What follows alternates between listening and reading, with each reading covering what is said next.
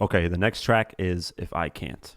So yeah, when If I Can't, we did that. We did that, recorded it, everything. That was the one of the records that we didn't do much at my crib. That was like a real LA trip where we stayed there for a few weeks and worked with Dre. And then you just felt different because that record give you that LA feel. So that sunshine and that whole energy. And it was like, yo, this is big, Fifth. Like, damn, you making different records. And it was like, if I can't do it, home. And it was like, oh, it's like an anthem, you know what I mean? And more motivated kind of you to just want to be better and just like, if I can't, it's going to get done. So it was like Dre, 50 on the same record. Like, can this happen? And it didn't happen, but that record was crazy, man. And I forgot the musician who played on that with Dre, but I think his name was Ron. Dre had some amazing musicians, man, and the shit he was playing, just the chords, the progressions is just different, and the sound on that record. So I was a big fan of that beat, really big fan of that track. Next track, Bloodhound. Bloodhound. So Bloodhound, whew, this story, we got to give Juvenile some love and respect because this wouldn't have happened without Juvenile. Rest in peace to CeeLo, bus driver from Roosevelt, Long Island, who's also affiliated with my homies from Queens, Sam, PR, Coach PR.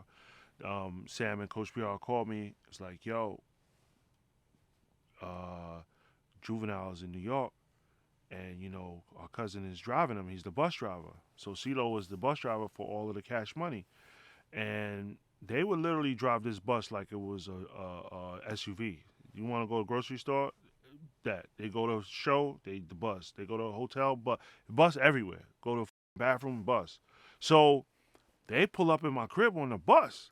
So when Juvenile come out, it's a whole bunch of motherfuckers from the South there, New Orleans. I'm thinking everybody from New Orleans. Lo and behold, Buck was one of them in the crowd.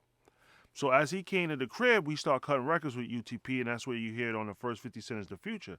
That was the beginning of what was to come with Bloodhound. We did 2 records. Bloodhound was the 3rd record that we did, and it wasn't even that we did it. That record was played for us on the bus when we was in the city.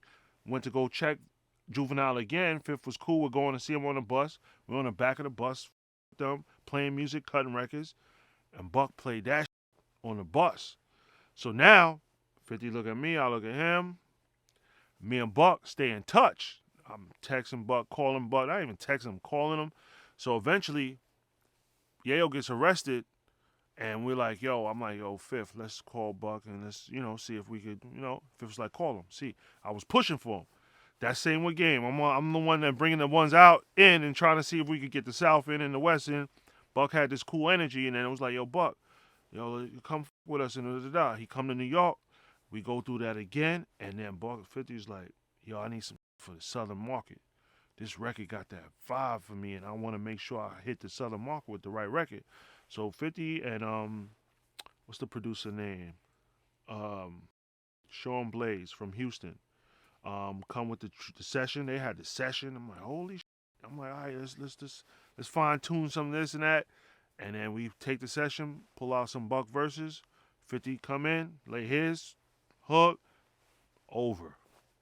That record was a little insert 50 right here. So shout out to Buck because he really created the foundation behind that. Buck was an amazing songwriter. Can't never take the credit from him on that. He had that vision laid out, and that was the foundation for Fifth just to jump in on there. Insert verse right here.